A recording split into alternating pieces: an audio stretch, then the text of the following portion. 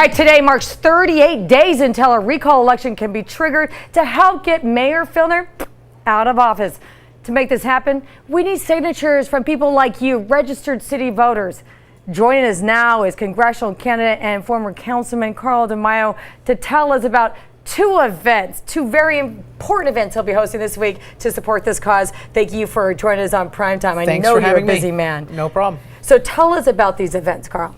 Well, as you said, in order to remove Bob Filner from office, since he doesn't seem to be willingly entertaining the notion of going on his own accord, the citizens have to take matters into their own hands. They have to collect signatures to force him into a recall election to boot him out. It's going to be hard to do this, but we can do it if we all pull together. If we don't worry about partisan labels or partisan politics, we need to just figure out how to get people to do the right thing, collect signatures in their neighborhoods.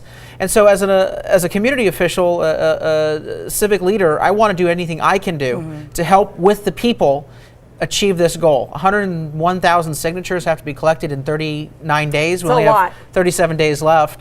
And so I'm organizing two events this week. We're going to do a number of phone calls, robo-dials into people's homes, letting them know what the website is, recallbobfilner.com, so that people can download the petition, sign it themselves.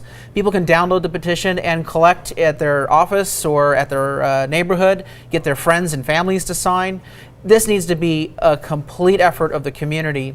And so we're holding several events to distribute the signature sheets and train people and obviously collect signatures on site. And I think it's important. I loved going to the grocery store this weekend, and I did go down Sunday just to check out the rally and to support. Wasn't it amazing? It was amazing. So we had over 800 people there, and I know that on Monday, I guess they had 80 people show up to say they still wanted Filner in office or wanted due process. But there was over 800 people on Sunday saying, get him out, men, women, children, everything, everybody. And think about this. You have San Diegans from all walks of life, Democrats, Republicans, people all the way in between.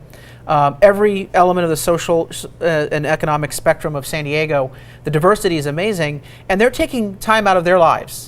They're taking time off work, and they're going out and standing in front of stores, they're collecting signatures.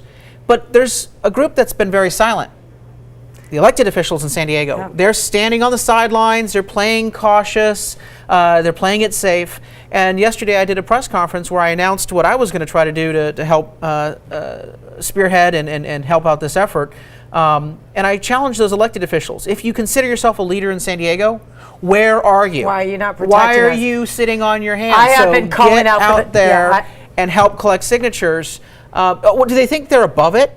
You know, many of these people endorsed Bob Filner, for God's sakes. So help take him out of office. Those the best people way to do is especially should be in here helping the labor unions. I've been asking for weeks, where are the labor unions? Where are they? They put him in office. Exactly. Pretty much, he could not have won without them. Millions of dollars. Where are they? They're supposed to protect the people. Well, what are they doing now? Well, let me actually put a fine point on that. So labor unions, I think, have had a good impact in some respect in the country.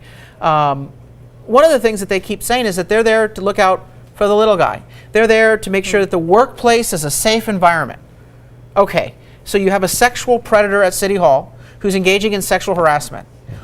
This issue is perfect made for them. They should be the first to be demanding his resignation. They should be the first demanding that we use the recall to get him out of office, but they're not. They're silent. They haven't even called on him to resign. And that just shows that they're more interested in politics, special interest politics, than what's going on with the people. And I think we need to get elected officials to step forward and stand with the people. And right now the people are working their tails off collecting signatures, and we ought to support them. I agree. And you know what? The employees that belong to these labor unions, they have a voice. Demand that your labor unions get involved and get them out. Well, at that rally that you referenced on Sunday, 800 people, there were teachers, there were nurses, there were government workers, there were construction and trades. All of these individuals, are probably represented by a union, so they're paying dues. But the unions that they belong to are unwilling to add their voice and their resources to the effort to remove Bob Filner. It's shameful, it's not surprising, but my hope is that we can continue to apply pressure to elected officials who are silent, as well as powerful political groups. to get them involved, make them part of the solution here. You know, Carl, you have been very vocal in all your actions show. You're so against these backdoor sweetheart deals. You're for transparency in government and efficiency. And then to see these, the whole federal situation case against Filner and hearing about all this city credit card and all these backdoor sweetheart deals that went on. He hasn't even been in office very long. Yeah. And it's crazy. How does that make you feel? It's frustrating because I love San Diego, and I got elected in 2008 when the city was on the brink of bankruptcy. It was a mess.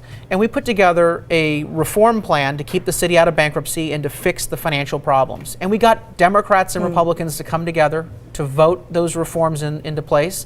And we also then turned to the people with our various ballot measures, including pension reform in 2012, to give the people an opportunity to impose reform. It was a lot of hard work. And it wasn't my hard work alone. It was really thousands of San Diegans who were part of this solution. And to see a lot of that undone by Bob Filner, to see the labor unions and these special interests use the rhetoric of reform and transparency and open government and standing up for the little guy, when in fact what they've done in office is they have brought shame on our city. The people's business is not getting done, and the people in each neighborhood are suffering. The neighborhoods are where you're going to see the biggest impact. So let's get Bob Filner out of office. Let's move our city forward past this crisis. Let's get back to the people's business.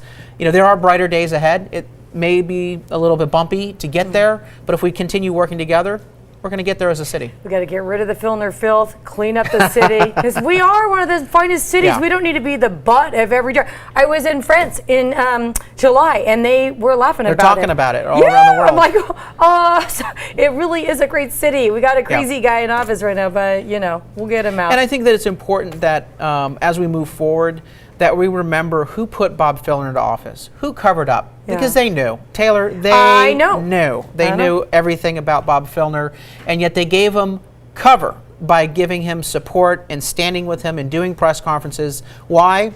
Because politics, their special interest, that was more important than the people. It was more important than the women at City Hall who had to endure this for the past 9 months, and it was more important than the victims up to that point who had, clearly been talking in their various circles. Everyone knew about this, but they were willing to go forward and give Bob Filner support and cover to get him into office. And what's crazy, some of these people that you're talking about are women who knew the reputation. The head of and why would you do that to your gender? I mean, you're almost as guilty to me as the person who's doing it, because you are victimizing our gender and our daughters. My daughters are in the studio right now. I look at them and I got to do everything I can to make sure their future is better than what we're dealing with right now. Absolutely. I don't want them to ever be sexually harassed. And I'll do everything I can to stop that. And you had the head of the labor unions in San Diego, Lorena Gonzalez. That's why I was talking about her. She always preaches about how she's standing up for working families and how she's on the side of women rights. You know what? She put this guy into office. She knew exactly what was going on. And when we raised issues about this, she continued to try to divert attention and tried to actually call on the media to take down the ads and to challenge the ads where we were raising the issue of temperament and how he treated the baggage handler, for example, how he treats women. When Bonnie Dumanis did her press conference a week out of the election, and she said that Bob Filner was demeaning and disrespectful and disruptive, especially towards women, and raised the issue of his treatment towards women, you had a number of women, Democrat, labor officials step forward and say, oh, we support him, he's great.